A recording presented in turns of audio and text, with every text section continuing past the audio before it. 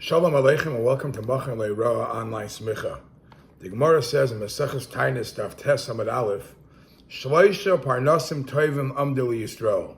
Three great leaders led the Jewish people. Elu Hein, Moshe, Aharon, Miryom. We know the family, two brothers and a sister, Moshe, Aharon, and Miryom. V'shalish Matanis Tovis Nitnu Al Yodam. And because of them, the Yidden merited to have three presents. Ve'elu Hein, Be'er, the well, traveled with the Yidden in the Midbar. Va'anan, and the clouds of glory. Uman, and the man was given to the Yidden. The Gemara goes on to say, Be'er, the well, that is B'schus Miryom. And the merit of Miryom, the Yidden had the well. The Amud Anan, the pillar of the clouds, B'schus Aharon. And the man fell B'schus Moshe. When Miryom passes away, the Yidden lost the Be'er, the well. And then it goes on to the same with the other thing, great things that we merited because of them. The Gemara also describes that in the Gemara in Baba Basra Daf Yud Zayin, the Gemara says, Taner Rabbanan, I will tell you, Shisha Loishalat Behem Malach HaMavis. There were 6 great giants that the Malach HaMavis, the angel of death, couldn't tackle them. And the Gemara goes on to say who they are. The Gemara in Baba Basra Daf Yud Zayin Amud Aleph. Avram, Yitzchak, Yaakov, Moshe, Aharon, and Miryom. So now we see that Moshe, Aharon, and Miryom are in the same league, if you could use those words, as Avram, Yitzchak, and Yaakov, that the Malach HaMavis couldn't treat them just like a regular person and take their life away. They're very unique. And by Moshe and Aharon and Miryom, by all of them, it says, Al Pi Hashem, that the Eibishter himself took their life. Now, even though by Miryom it doesn't say the words Al Pi Hashem, nevertheless, the Gemara says, Rabbi Elazar says, Miryom also passed away like Aharon and Miryom. Miryom also passed away like Moshe and Aharon. As Rashi says, it's because it's not derech kavod to say that the Eibishter blew a kiss to Miryom, so it doesn't say it that way. But Moshe, Aharon, and Miryom all passed away, not the normal way, but they had misas neshika. Misas neshika is a very high level of passing away. Now, so I want to spend a couple of minutes speaking about this great family of tzaddikim, of leaders in Klal Yisrael, Aharon, Miryom, and Moshe, and discuss a little about their passing.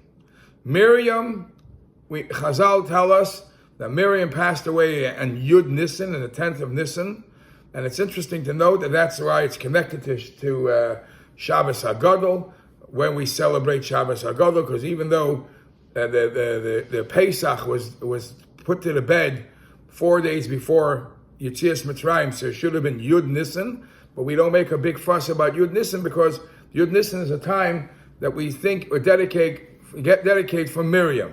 So we always celebrate Shabbos HaGadol on Shabbos. Yud Nisan is the passing of Miryom, and the Torah says, Vatamas, she passes away, Vatikavar Sham, and she gets buried there. The Medrash says a fascinating thing. First of all, from this we know halacha that it's very, very important that the burial should be as close as possible to the time of death. But the Medrash says, why does it suddenly by Miryom it says Vatamas Vatigaver Sham? Says the Medrash, because Miryom Shemeisa Miryom, from the day Miryom passes, Pasku Mesei Midbar. We know that the generation who went through the Midbar, they all had to die out before the Yidden went into Mitzrayim, and every year one group passed away. And when Miryom passes away, there is no more other people passing away, and now they're ready to enter Eretz Yisrael. How do we know? Because the Medrash explains, since the Torah says Vatamas, she died, and she was buried, all other people who passed away in the Midbar, it wasn't that way. As we know, what Chazal tell us about Tu B'Av, that every year, Tisha B'Av, the people who turned 60 would bury their own grave, and they would not come out, and those people passed away that year. So up to the 40th year in the Midbar, everybody did the kavura, they did the burial before the death. So only by Miryom it says first Vatamos, Vatikavar Sham, so we know that from then on there is no more Masei Midbar. All the generation passed on, and now they're ready to move on to the next generation that's going to go into Eretz Yisrael. That is about Miryom. How Miryom is one of the leaders, and she too has this Misas Neshika. Then we find in the same parsha, in Parshas Chukas, we find that Aharon passes away. We also find very unique things about Aharon, that we find the Torah says, Ye'osef Aharon al Amoy.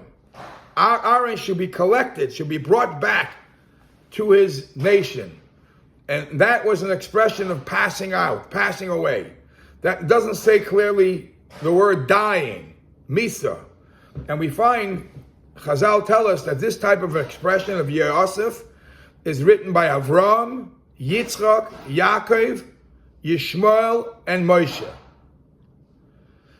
Aharon HaKohen is the only yahrzeit that's mentioned clearly in the Torah the day of his passing, and it's mentioned that it was B'shnas HaArbaim, the 40th year of the Yidden being in the Midbar, B'chodesh HaChamishi, and the 5th month, and the first day of the 5th month. So everybody accepts that the 5th month is of, and the first day of the 5th month, Aharon passes away Rosh Chodesh of. There is an opinion of the Ralbag who held that the 5th month is not from Nisan, number 5 being of, from Tishrei. So the Ralbag, which many people question, he held it was Rosh Chodesh Shvat. Where does Aharon pass away? Aharon passes away as, the day Hashem says to Moshe, go with Aharon up to the Hayr HaHar, and over there he passes away. And as mentioned before, he passes away Misas Neshika. Chazal tell us that there were 3 mountains. Bichlal, the Anon, the cloud, flattened out all the mountains so the Jews should be able to walk. There were 3 mountains that were left as big mountains. Har Sinai for the Torah, for Matan Torah. Har Nevoy for Moshe Rabbeinu's burial. And Hayr HaHar for Aaron's burial. Now the Torah says over here it happened in Hayr HaHar. There is a pasuk later on in Chumash where it says that Aharon passed away in Moisera. And it seems to be a contradiction. Was it in Hayr HaHar or was it in Moisera?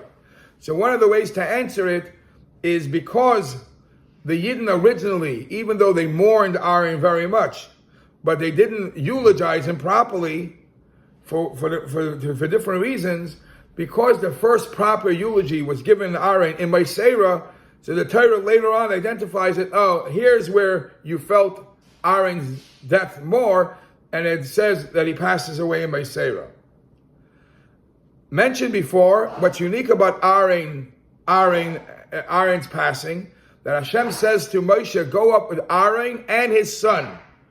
And over there, Aharon had the schus to give over the mantle of leadership over to his son. Aharon walked up with the big nikuna up to the Hayr HaHar and managed to see the transfer of powers, the transfer of kedusha, of kohen, from himself to his son, and then he passed away. And the Rashi says how great it is for a father to see that the mantle of leadership goes over to his son. The problem with that is some ask, this happened, Aharon is going up to the mountain Hayr HaHar. In the Hayr HaHar, it's definitely out of the Beis HaMikdash. How is Aharon allowed to walk with the big dekona out of the Beis HaMikdash? So there are many answers to this, but I want to just share with you one. One of the answers is so beautiful, is what's unique about the Beis HaMikdash? That's a holy place, and that's where you bring karbanos, and that's where the karbanos cause a kapara, an atonement for Klal Yisrael. Chazal tell us, just like karbanos make a kapara, make an atonement, Misa Tzadikim Mechaperes. Passing of Tzadikim creates an atonement for Klal Yisrael. So because Aaron is passing away in the Har, he was able to wear the big dekuna there because it's also a very special time, special place. As mentioned before, Chazal say that Misa Tzadikim Mechaperes, the passing of a tzaddik causes kapara. It also says that Misa Tzadikim is as harsh for the world as the time as Moshe Rabbeinu broke the luchas. It was so difficult. But Aaron passes away Reish Chodesh Av. It's interesting to note that the day of Reish Chodesh Av will always fall out. The day of the week that the Reish Chodesh Av falls out will always fall out the same day of the week when the Ushpizin on the day of the Yom Tov of Sukkot, when the Ushpizin of the day of Aaron is always the same day of his passing. The same will be by Moshe. The day Zayin Adar, the day of Moshe Rabbeinu's passing, his Ushpizin will be the same day of the week. When Moshe saw how Aaron passes away in a way of Misas Neshika, Moshe was sort of jealous. Moshe says to Hashem, I would also like to be that way. I hope that I would also have this type of a death. And the Eibush Shetaka granted him, and when Moshe Rabbeinu passes away, he also had this Misas Neshika, this high level of passing away. Now, when Miryom passes away, we find that the Torah doesn't mention how the Klal Yisrael mourned her or eulogized her. We only the Alkut Shemaini says, look how great, special Aaron HaTzadik was. Everybody cried, mourned after Aaron passed away. And we know because he was a Oyev Shalom v'Roidev Shalom. But when Miryom passes away, we don't find that Klal Yisrael eulogized her or buried her. It was as Moshe and Aaron themselves went and took care of burying Miryom. And there's different explanations why Taka the Yidden didn't get involved. The Chassam Sofer says something about it. The Alshich says something about it, that they wanted to make sure that everybody knew that B'schus Miryom, the Be'er, you'll see what you're missing now that Miryom is not here. So that is Aaron and Miryom. Moshe Rabbeinu, not only he passes away b'misas neshika, based as the same as he requested to have the same type of death as Aaron, Moshe Rabbeinu, Chazal tell us, was buried by Hashem himself. Two opinions. Either Moshe Rabbeinu buried himself, or Hashem buried him. Moshe Rabbeinu had 5 weeks of preparation to prepare and give the last will and testament to the Bnei Yisrael, knowing that he's going to pass away. And traditionally, Moshe passed away on Zayin Adar. And Moshe too had the schus that he was able to see how his disciple Yeshua was able to take over. He saw that even before he passed on. Now the Medrash tells us a very fascinating story about Moshe's passing.